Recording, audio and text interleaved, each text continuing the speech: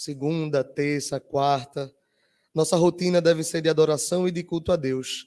Mas Deus convoca o seu povo para que um dia na semana, que é o domingo, nós nos reunamos e possamos cultuar a Ele de maneira conjunta e conforme, que a gente possa adorá-lo e ouvir sua palavra nessa noite.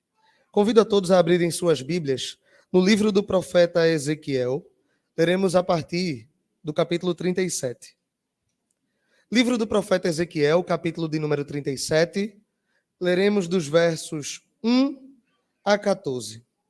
À medida que os irmãos encontrarem, vamos fazer a leitura de pé, em reverência à palavra de Deus. Livro do profeta Ezequiel, capítulo de número 37. Leremos os versos de número 1 até o verso 14.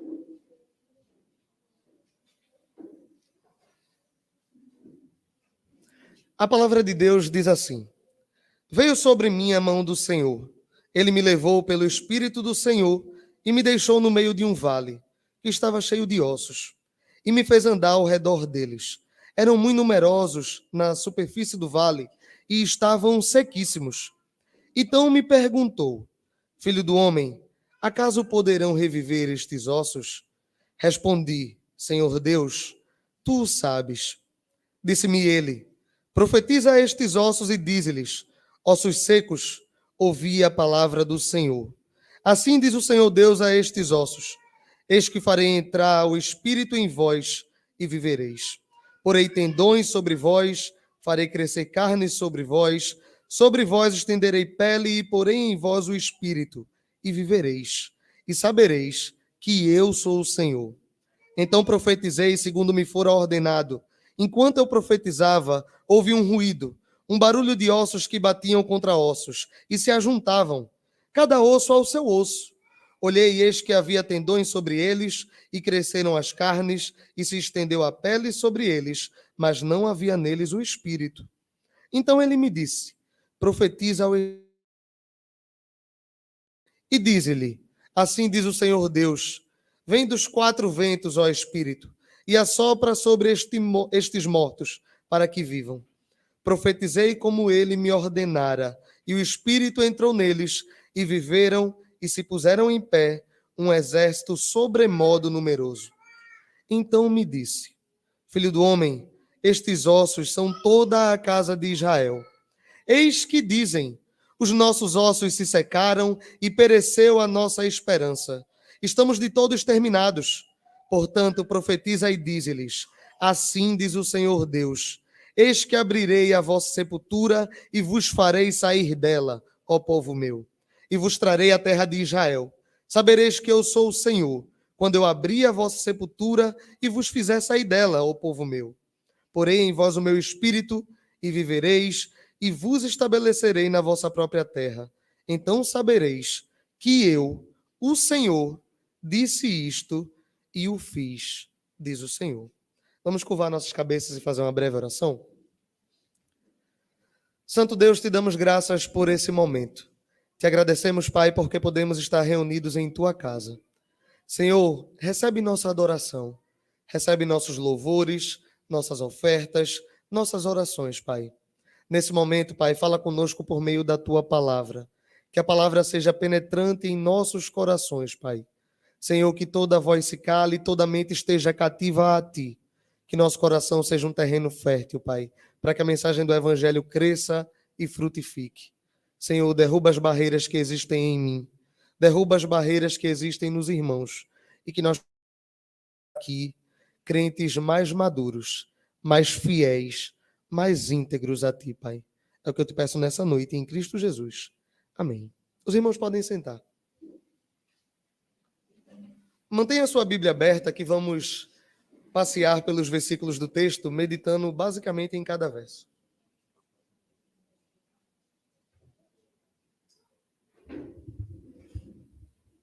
Irmãos, eu duvido muito que haja um crente no Brasil que nunca tenha ouvido essa passagem da Bíblia. Creio que todos aqueles que são crentes e que têm o mínimo de contato com a palavra de Deus já ouviram falar da visão de Ezequiel no capítulo 37. Muitas vezes, até pessoas que não são cristãs não partilham desse ambiente, São pessoas que vivem uma vida mundana, mas já ouviram falar da passagem de Ezequiel 37. Todos nós já escutamos, mas a mensagem de Ezequiel 37, ela é extremamente pertinente para a vida de cada um de nós. Seja no contexto aqui dito, seja no contexto atual. Para a gente entender melhor a visão que o profeta tem e o que Deus quer trabalhar com ele e por meio dele, precisamos entender o contexto que Israel está vivendo dentro dessa passagem.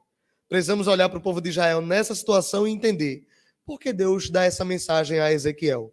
Qual é o contexto que o povo está passando para que Deus levante um homem com esta mensagem? Irmãos, creio que se você perguntar a qualquer judeu hoje qual foi o pior período da história de Israel e dos judeus na terra, eles dirão sem dúvidas que foi o Holocausto nazista. Entretanto, se a gente volta a um período, por volta de 1900, quando essa desgraça não tinha acontecido ainda, e você perguntasse, olha, qual foi a maior tragédia que já aconteceu à nação? Babilônico foi uma das maiores tragédias sobre o povo judeu. Naquele período, Deus deu a mão sobre o seu povo, e era o povo da aliança, o povo que Deus tirou do Egito, o povo que Deus fez passar a pés secos o Mar Vermelho, o povo que Deus derramou pão do céu, o povo que Deus deu o povo que Deus deu à terra. Esse povo tinha se desviado dos caminhos de Deus. Esse povo tinha esquecido da aliança, esquecido das promessas, se devotaram a deuses estranhos, se derribaram diante de altares, e Deus fez com que o povo fosse cativo para a Babilônia. Irmãos, não era uma situação de guerra pequena. Quem passasse por Israel veria um cenário de caos. Os muros estavam derrubados, os ricos foram levados para a corte para servir na Babilônia, e só sobrou em Israel pessoas em estado de mendicância. Você passava nas ruas e eram destroços e povos jogados no chão, pedindo um mísero alimento, porque passavam fome. Toda pessoa que olhava dizia, esse é o povo de Deus? Esse é o povo que Deus tirou do Egito? Esse é o povo que diz que é exclusivo do Senhor? Mas o povo tinha se desviado dos caminhos de Deus. E Deus tinha pesado a mão sobre aquele povo. O povo estava debaixo de profundo juízo. Mas a mensagem de Deus, da metade do livro de Ezequiel para frente, é que mesmo nesse cenário, Deus ainda traz a esperança para o seu povo. Mesmo no cenário de punição e de disciplina, Deus traz uma mensagem de que faria abrir covas e trazer o seu povo de volta da morte. Deus sempre traz um remanescente e ele dá a esperança que a disciplina é passageira. Mas para quem estava no contexto, nunca imaginaria isso. Quem estava vivendo na pele não tinha esperança nenhuma de mudança. Irmãos, o nosso cenário muitas vezes não é distinto. No dia a dia, a gente lida com contextos e situações, perdem empregos, passam por abalos emocionais, e a gente olha para a situação e a gente se vê como aquele povo. Não existe saída para mim, não existe melhoria para mim, não há esperança para mim, assim como não havia para eles. E Deus levanta o seu profeta, Ezequiel, para trazer uma mensagem para aquele povo. Vamos olhar para o texto e ver o que ele diz. A partir do verso 1. Veio sobre mim a mão do Senhor, e ele me levou pelo Espírito do Senhor, e me deixou no meio de um vale que estava cheio de ossos. E ele me fez andar ao redor deles. Eram muito numerosos na superfície do vale, e estavam secos. Note a metodologia de Deus trabalhar em Ezequiel. Deus toma Ezequiel numa visão e coloca-o no meio de um vale. E ele diz, Ezequiel, anda por esse vale e vê tudo que está ao teu derredor. Ezequiel, dá uma olhada e me dá o teu parecer, o teu relatório. E quando Ezequiel anda por aquele vale que só tem morte, ele diz, Senhor, aqui só tem ossos. Não são poucos, são numerosos. E eles não estão só secos, eles estão sequíssimos. A palavra usada aqui é superlativo, para dizer que a situação não é ruim.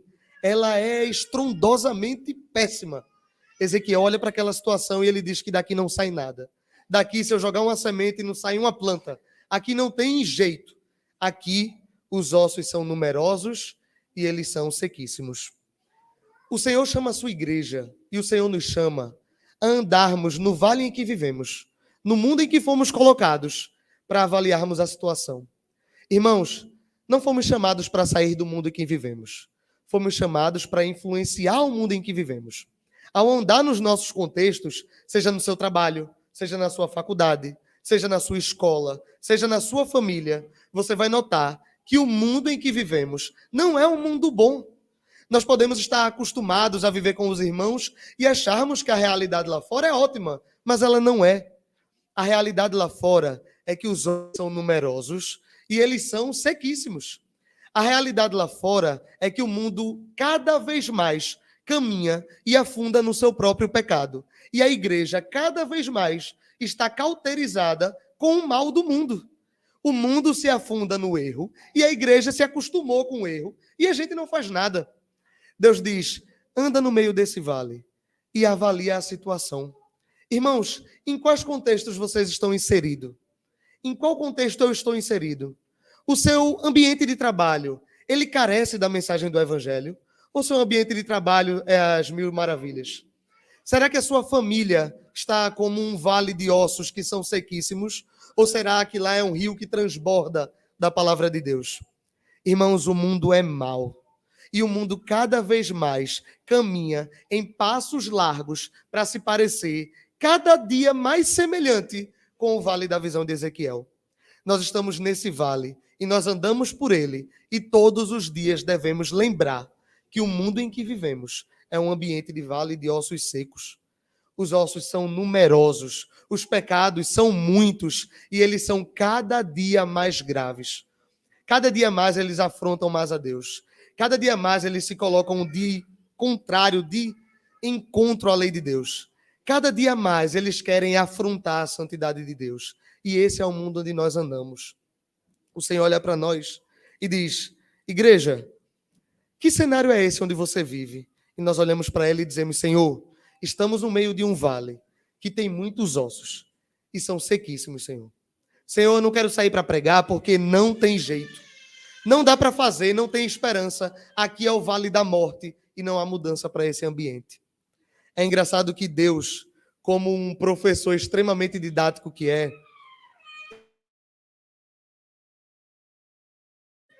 uma pergunta que parece irônica, irmãos. Uma pergunta que parece que é uma piada. Parece quando Jesus debate com os fariseus e ele solta aquelas perguntinhas que os fariseus não sabiam sair. Deus olha para o seu povo e ele faz a seguinte pergunta. Leia comigo o verso de número 3. Então perguntou, Filho do homem, acaso poderão reviver estes ossos? Igreja, por acaso dá para reviver esse cenário que você vive? Irmãos, essa pergunta não faz sentido. Ezequiel, depois de andar ali e ver a situação, existe uma resposta muito clara. A resposta é não. Quando a gente olha diante do contexto e você diz, meu Deus, aqui só tem morte, só tem destruição, só tem pranto, só tem ossos, estão secos. Deus olha para Ezequiel e diz, Ezequiel, será que dá para sair vida daqui? Se fôssemos nós, olharíamos e diríamos, não, Senhor. Não dá para sair vida daqui, Senhor. Irmãos, fazemos isso todos os dias. Todos os dias enfrentamos problemas. Às vezes, a nossa família está agindo como o cenário de destruição de Ezequiel. Olhamos para o nosso cônjuge, para os nossos filhos e dizemos, aqui não tem jeito. O meu cônjuge não vai melhorar, os meus filhos não serão melhores, a minha vida espiritual está cada vez pior. E Deus olha para você e pergunta, será que sai vida daí? E você diz, não. Você diz não. E cada vez mais você afunda numa vida mais fria e distante de Deus. E Deus olha para você e pergunta, vai sair vida daí? E você diz, não. Porque você acha que o poder para transformar o vale de ossos secos está na sua mão. Irmãos, o vale de ossos secos, ele é imutável se depender do nosso poder. Se dependesse de Ezequiel, Ezequiel diria, não, não pode sair vida daqui. Sabe, todo dia, você olha para elas e diz, como eu vou resolver? E a resposta é, não, você não tem poder para resolvê-las. Sabe a sua situação de pecado? Que cada dia mais você se afunda nos seus vícios e nas suas falhas morais. E você diz, meu Deus, eu não consigo parar esse comportamento. A resposta é não. Você não consegue parar esse comportamento. Sabe aquele pecado que é seu de estimação, que você luta todo dia e diz, Senhor, eu não aguento mais, você não consegue. Você não tem poder para isso, porque o poder para a mudança não está em você. Se o vale dos ossos secos dependesse de nós para ter vida, nunca haveria vida naquele ambiente. Só que Ezequiel sabia de uma coisa que a gente não sabia. Ezequiel, ele olha para Deus e ele diz assim, Senhor, se depender de mim, daqui não sai nem uma formiga. Mas Ezequiel sabe que ele está falando com uma pessoa que tem poder de transformar as situações mais adversas. Ezequiel sabe que ele está falando com Deus, que é detentor de todo o poder, que criou os céus e a terra, e que ele tem tudo sobre o seu domínio. E Ezequiel diz, Senhor, se tem alguma esperança, Pai, só tu sabes. A tradução do texto poderia ser assim, Senhor, só tu sabes, porque só tu tens o poder de mudar. Sabe por que só Deus que saberia? Porque se alguém vai mudar, esse alguém é Deus. Irmãos, pare de querer vencer batalhas com a sua força, porque você não tem. Sabe a luta com o pecado que você enfrenta diariamente?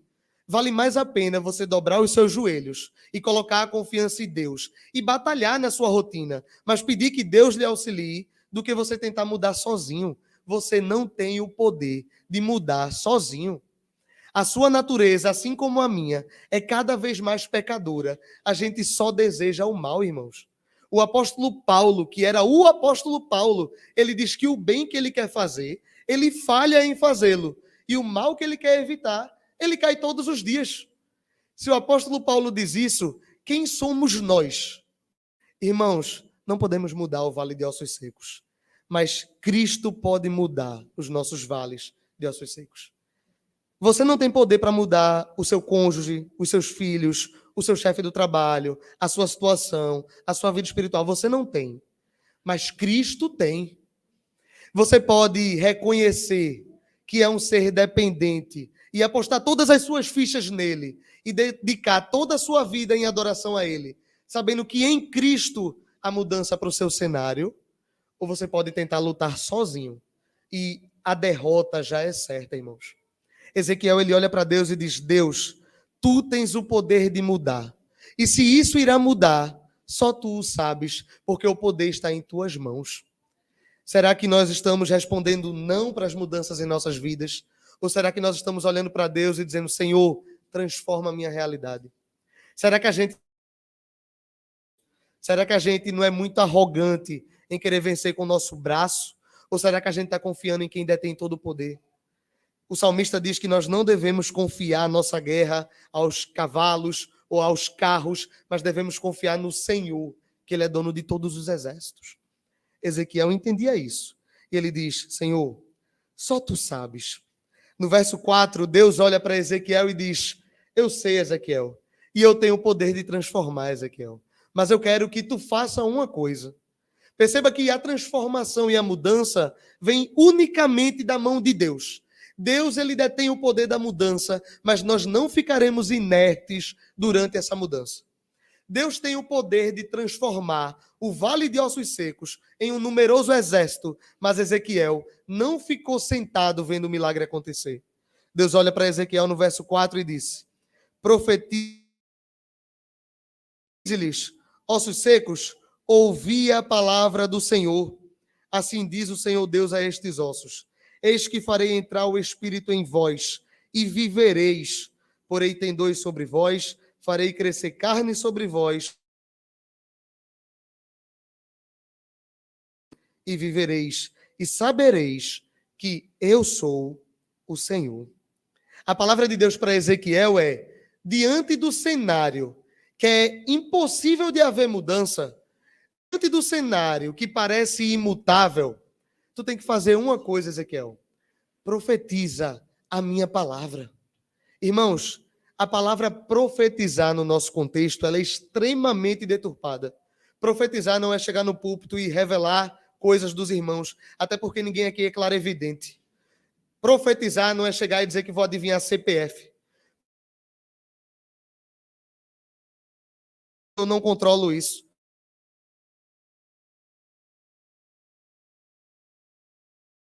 Profetizar significa pregar a palavra que é de Deus. Só isso.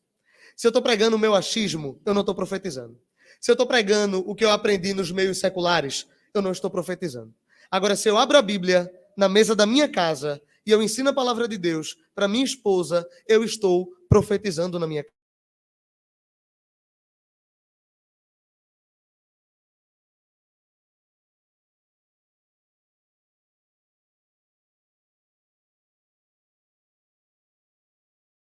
Evangelho, ao pregar a palavra, você profetiza. E Deus olha para Ezequiel e diz: está vendo aqui onde não há um exército? Irmãos, diante das suas situações de calamidade, não brigue com suas Deus, não é que você faça.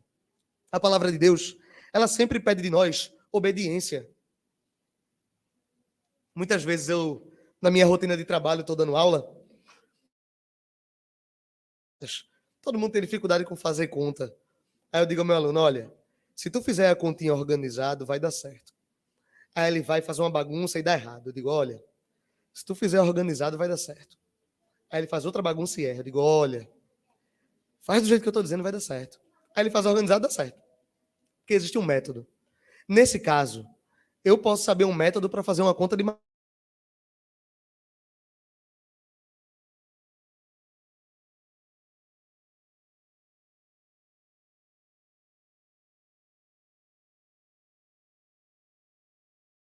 a ouvir aquele que tudo conhece. A palavra de Deus para Ezequiel e a palavra de Deus para a mudança daquele povo era uma só. Profetize a minha palavra, que na minha palavra há o poder de mudança. Perceba que em toda a fala, o poder da mudança, ela é vinculada à palavra de Deus e não àquele que prega a palavra de Deus. A mudança aconteceu não foi porque Ezequiel estava pregando, mas é porque Ezequiel pregava a palavra do Senhor do universo. O poder estava na pregação, no conteúdo da pregação e no Senhor, que é o autor do conteúdo da pregação. Diante dos seus problemas, profetize a palavra. Homens, sempre é bom ressaltar a sua responsabilidade. Você tem esposa e filhos. Talvez você só tenha esposa, talvez você só tenha filhos.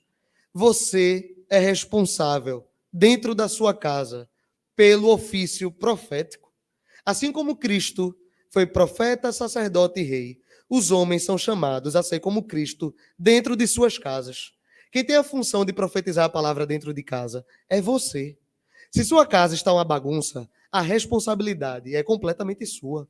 Se a minha casa está em desordem, se a minha casa está dando tudo errado, eu posso não ser o maior culpado, mas eu sou o maior responsável.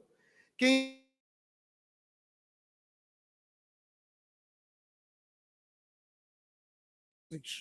E a palavra de Deus para os cenários caóticos de cada uma de nossas famílias é: abra a minha Bíblia e pregue a minha palavra. A mensagem de Deus é simples, irmãos. Não tem arrudeio, não tem muitos métodos, não tem muitas inovações. É profetize a palavra que você vai ver o milagre acontecendo. Irmãos, é milagre. Milagre porque um osso virou uma pessoa viva. E o cenário aqui, ele pode ser figurado, mas você começará a ver milagres rotineiramente na sua casa, quando você abrir a palavra de Deus com sua família e profetizar dentro da sua casa. Irmãos, muitas vezes, sabe quem está sendo o profeta da sua casa? A Netflix, as redes sociais, o YouTube. E não pense que são profetas de Deus, são profetas de Baal.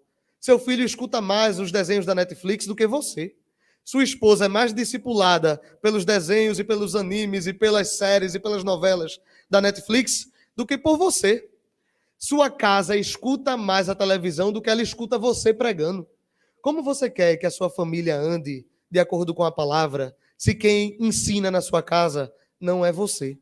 É qualquer outra pessoa, mas não é você. A gente terceiriza nossas funções, irmãos. Nós terceirizamos as nossas funções. E Deus pregue a palavra diante do vale de ossos secos, porque eu garanto que aí pode haver vida. Sabe aquele casamento onde não tem esperança? Que as pessoas brigam diariamente. Um não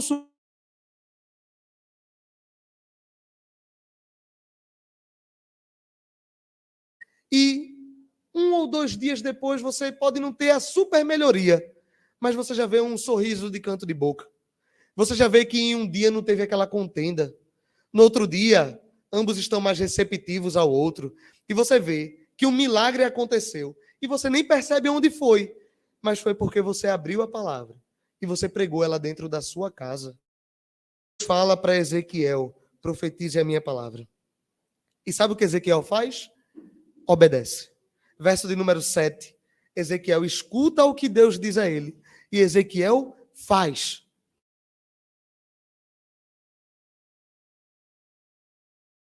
E nós não fazemos. Ezequiel faz. No verso de número 7, a palavra de Deus diz assim: então eu profetizei segundo me fora ordenado. Deus mandou que eu fizesse e eu fiz de acordo com o que ele mandou.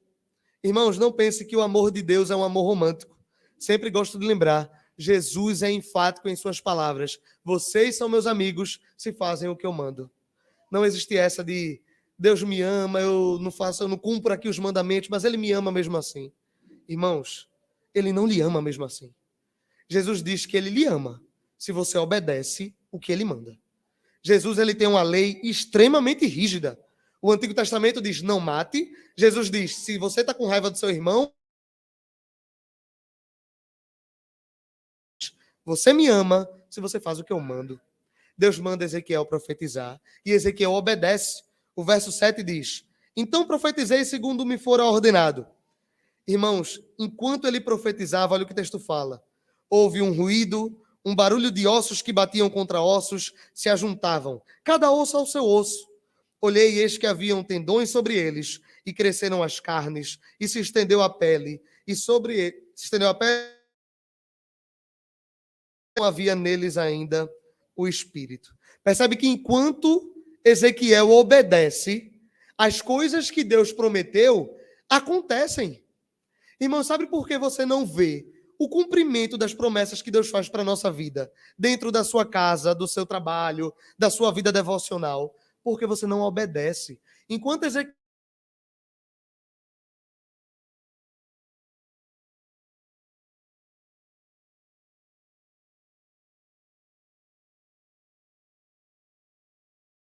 surgia, os tendões se juntavam, a pele surgia, enquanto ele estava obedecendo aquilo que Deus mandou. A mudança só acontecerá enquanto nós estivermos em obediência. Enquanto nós estivermos desobedientes, estaremos como Israel estava aqui, padecendo a ira de Deus sobre eles. No fundo, irmãos, é sempre um jogo de obedeça ou não. No fundo, sempre são duas portas e dois caminhos. No fundo, sempre tem essas duas escolhas que Cristo coloca nas suas pregações. Eis que coloco diante de vós duas portas, uma estreita e uma larga. Eis que coloco diante de vós dois caminhos, o da obediência e o da desobediência. Cada caminho tem a sua promessa. O caminho da obediência que a gente vê em Ezequiel 37 é que enquanto o profeta fez o que Deus mandou, Deus cumpriu suas promessas de que naquele cenário de morte haveria vida. Se o profeta não fizesse o que Deus mandou, aquele cenário continuaria como um... Irmãos, as coisas mudarão quando obedecermos a Deus. E o profeta fala da palavra, as coisas acontecem, mas ainda não terminou a obra de Deus. Porque ele olha e vê que ali ainda não há o Espírito. E Deus mais uma vez olha para ele e diz, continua fazendo o que eu estou mandando, que a obra se completará. E o profeta continua falando da palavra, e o Espírito sopra naquele povo. Veja o que diz o verso 9. Então ele me disse, profetiza ao Espírito, profetiza ao Filho do Homem, e diz-lhe, assim diz o Senhor Deus, vem dos quatro ventos, ó Espírito, e assopra sobre estes mortos, para que eles vivam. Profetizei como ele me ordenara, e o Espírito entrou neles, e viveram, e se puseram em pé um exército sobremodo numeroso. Irmãos, existe uma distância abissal de pessoas operantes. Existe um abismo entre esses dois cenários, e esse abismo, ele é diminuído à medida em que nós obedecemos a Deus, pregando o evangelho no cenário onde ele nos colocou. Existe uma distância gigante entre o cumprimento da promessa e a situação inicial, entre o exército poderoso e numeroso e os ossos mortos. E essa distância se reduz à medida que você obedece, à medida que você prega, à medida que você fala, à medida que a igreja faz a função dela. Irmãos, a gente fala muitas vezes de cenários locais, mas nós, como igreja, devemos fazer isso no mundo aí fora. Irmãos, o mundo cada vez mais afunda em pecado e a gente tem responsabilidade. Deus disse, Cristo fala no Sermão do Monte, que nós devemos ter o seu caráter e nós não podemos esconder um candeeiro debaixo de uma cama, mas devemos colocá-lo no velador, para que o mundo veja a luz de Cristo e glorifique a Deus. Irmãos, a igreja é chamada para andar no meio de vale de ossos secos e pregar e profetizar o evangelho, para que esses ossos conheçam a vida. Sabe quem é a vida? Cristo é a vida. Ele é o caminho, a verdade e a vida. Em contraposição, o apóstolo Paulo diz que antes de Cristo, nós éramos como esse vale. Efésios capítulo 2 diz que nós, sem Cristo, somos mortos em delitos e pecados. Percebe como as analogias se completam? Irmãos, nós, sem Cristo, somos tão mortos quanto o vale de ossos secos. Irmãos, você que já entregou sua vida a Cristo, mas você cai na sua caminhada, você deixa Cristo de lado, você vive como se Deus não existisse, você não abre sua Bíblia, você não ora, você não faz seu devocional, e você se dedica a todos os seus afazeres, mas Deus é a última coisa da sua agenda. Você é igual ao vale de ossos secos. Quando eu faço isso, eu sou igual ao vale de ossos secos. E eu preciso, assim como todos nós, que a palavra de Deus mude os nossos corações. Eu preciso que Deus levante um profeta para falar a palavra de Deus para mim. Irmãos, não é um profeta que do nada se levantou. Eu preciso estar na igreja para no domingo ouvir a palavra pregada e a palavra mudar o meu caráter. Eu preciso conseguir chegar no culto de quarta-feira, porque a palavra vai ser pregada e ali é mais um momento onde Deus vai transformar o meu caráter.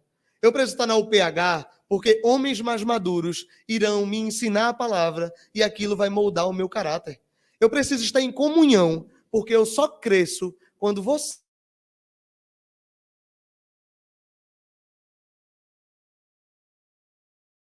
cresce, quando os pastores e líderes profetizam a palavra na vida da igreja.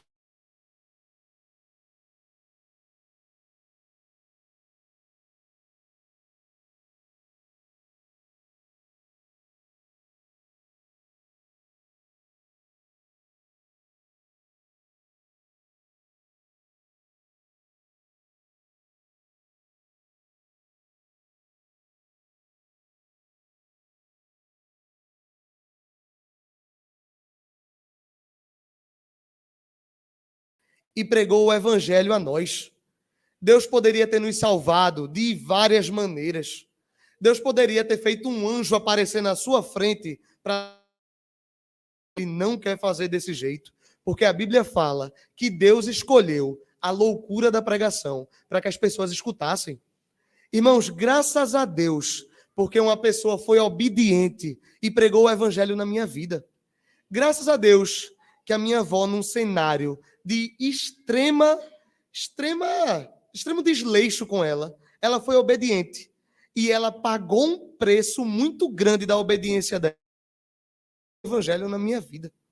Irmãos, e muitas vezes nós não somos obedientes e negamos o evangelho de Cristo que nos foi dado na vida do vale de osso seco, que está do nosso lado.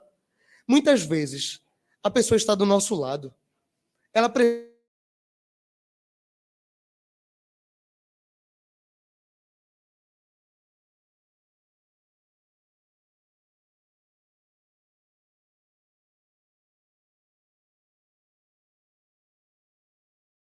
fala da mensagem de tudo, mas a mensagem de Deus, que é poderosa para mudar a vida das pessoas, essa a gente esconde. A gente falava de candidato político, fala de time de futebol, fala de dinheiro, fala de empresa, mas a palavra poderosa de transformar, a gente omite. A gente omite. Nós fechamos as nossas bocas e nós fazemos com que as pessoas não escutem o evangelho. Nós não vemos valor nas pessoas. Nós não vemos no vale de ossos secos. No verso 11, Deus ele pega toda essa visão de Ezequiel e ele fala a sua promessa para Israel. Ele diz: Ezequiel,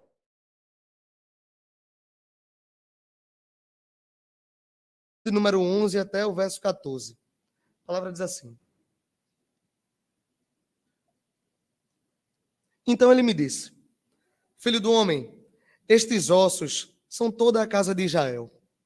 Se eu pudesse parafrasear, Deus diria: Filho do homem, esses ossos são vocês. Sou eu, somos cada um de nós. Ezequiel é um profeta da casa de Israel.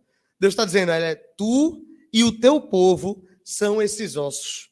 Deus continua dizendo: Eis que vocês falam, os nossos ossos secaram e pereceu a nossa esperança, estamos de todo exterminados. Eis que nós não há solução, não tem como mudar, é desse jeito, e eu vou viver assim mesmo, não tenho o que fazer. Não adianta eu me comprometer, eu não consigo orar todo dia, eu não consigo ler a Bíblia, eu não consigo ser um marido melhor, eu não consigo ser um pai melhor, eu não consigo ser uma esposa melhor, eu não consigo ser um profissional melhor, a gente não consegue nada, e a gente murmura cotidianamente. Aí Deus fala o seguinte: então, Ezequiel, o povo não está dizendo isso? O povo não diz que eles estão exterminados e não há esperança? Profetiza isso para eles, Ezequiel. Verso de número 12. Assim diz o Senhor Deus: Eis que eu abrirei a vossa sepultura, e eu farei vocês sair dela, ó povo meu. Vos trarei de volta à terra de Israel. Vocês saberão que eu sou o Senhor, quando eu abrir a vossa sepultura e vos fizer sair dela. Deus vai dizer assim: olha, que vocês já estão mortos e sepultados. Vocês saberão que eu sou Deus quando eu abrir a cova de vocês. Irmãos, isso é uma mensagem muito forte, irmãos. A gente olha e diz assim, ó: não tem jeito para nada mais na minha vida. Nada na minha vida tem jeito. Deus olha para a gente e diz: vocês saberão que eu sou Deus quando você vê que eu dei jeito. Vocês saberão que eu sou Deus quando você olhar para aquele seu casamento que você disse que não tinha jeito e você vê que eu resolvi. Vocês saberão que eu sou Deus quando eu mudar a situação que vocês disseram que era imutável. Vocês saberão que eu sou o Deus de vocês quando eu mais uma vez mostrar que sou. Irmãos, esse era o povo que Deus abriu um mar, irmãos. Eles viram que o Senhor era Deus inúmeras vezes, irmãos. Eles viram inúmeras vezes, mas o povo continuava dizendo: não tem jeito, Deus nos abandonou, Deus não vai fazer, Deus não tem poder de mudar. O povo que viu, é o povo que Deus estava manifestando a sua glória no monte, eles viram. Não pense que vocês somos melhores que eles, nós somos iguais a eles, iguais. Quantas vezes Deus resolveu as nossas situações e nós continuamos não acreditando nele? Quantas vezes você saiu de uma situação que era impossível, aí a situação se resolve, aí você olha e diz: como que isso resolveu? E você nem lembra como foi, mas resolveu, porque Deus tem poder de fazer. E ele diz: olha, quantas vezes eu fiz, e você continua desconfiando, mas eu farei mais uma vez, e vocês saberão que eu sou o Senhor. Eu sou o Senhor que tem o poder em minhas mãos. Eu sou o Senhor que do nada fiz tudo, quanto mais um problema quanto você vive. Eu sou o Deus que tem poder de providenciar tudo. Por que vocês não dedicam suas forças a mim, ao invés de tentar resolver problemas? A gente lembra mais uma vez de Jesus, quando ele olha para os seus discípulos e diz: por que vocês estão se preocupando com o que vão comer ou com o que vão vestir?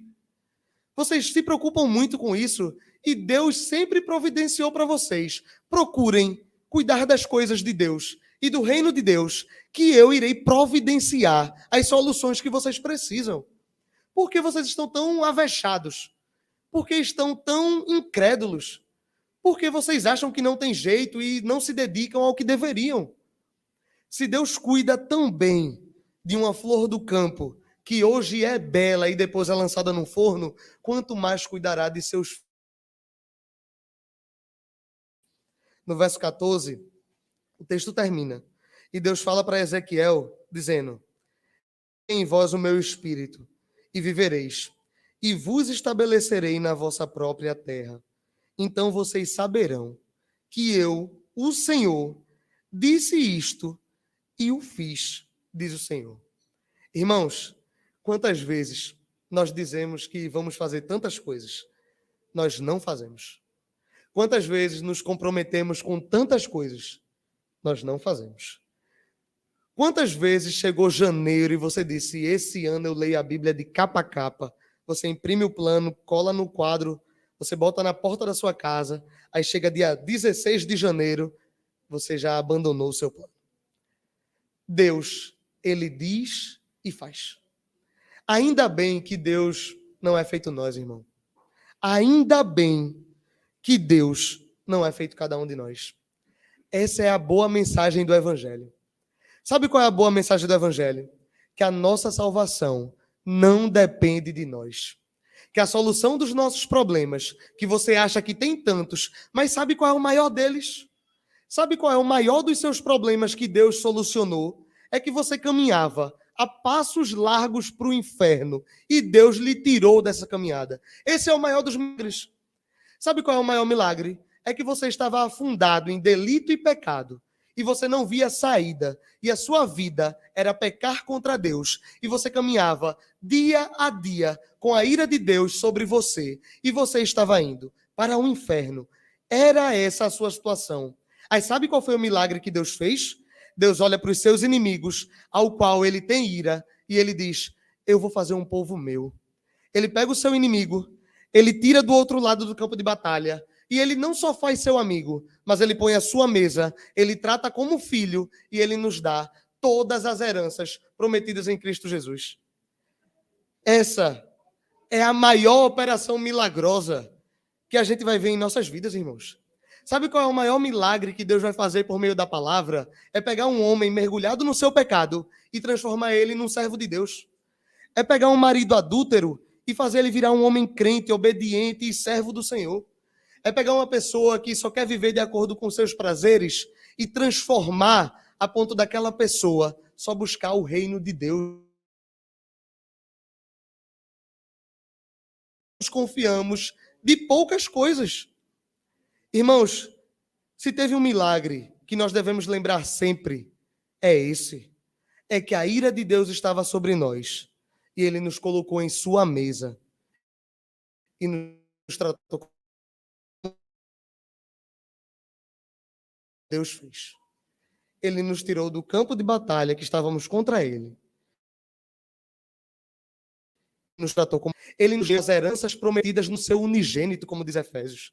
Em Efésios diz que nós somos herdeiros de todas as bênçãos espirituais por meio de Cristo Jesus. Irmãos,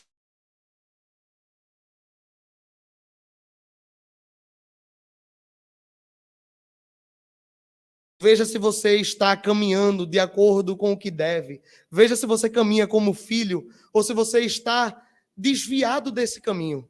Não desviado de maneira a sair da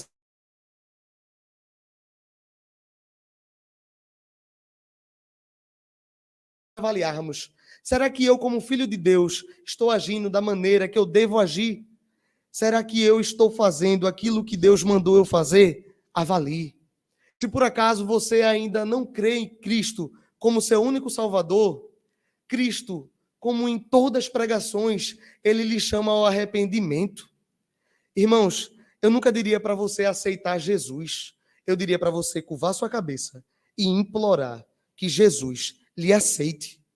Peça que Cristo lhe aceite. Sabe por quê? Porque eu e cada um de nós somos imundos pecadores. Aceita é por um imenso amor, graça e misericórdia. Se você entende a mensagem do Evangelho, se ela faz sentido no seu coração, se você acha que não tem forças para mudar a sua situação, eu também acho o mesmo da minha vida. que a gente possa reconhecer que em Cristo há mudança. Que nós possamos reconhecer que na palavra dele há poder de mudança. Que a gente possa parar de confiar nas nossas forças e confiar nossas forças apenas a ele, porque ele tem força de mudança. Se você ainda não crê que ele pode mudar a sua situação, peça fé a ele, porque a palavra diz que até a fé é um dom de Deus. Quem concede fé ao coração do homem é Deus. Quem convence o homem do pecado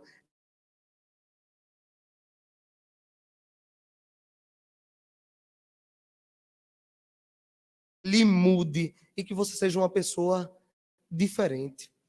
Vamos fazer isso nesse momento? Fazer uma oração ao Senhor.